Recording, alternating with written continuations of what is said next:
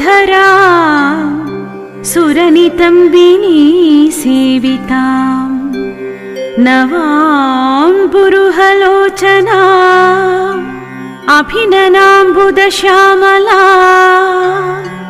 त्रिलोकजनकुटुम्बिनी त्रिपुरसुन्दरीमाश्रये कदम्बवनवासिनी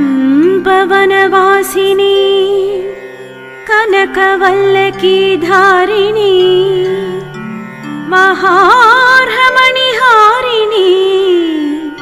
मुखसमुल्लसद्वारिणी दयाविभवकारिणी विशदलोचनी चारिणी त्रिलोकजनकुटुम्बिनी त्रिपुरसुन्दरीमाश्रये।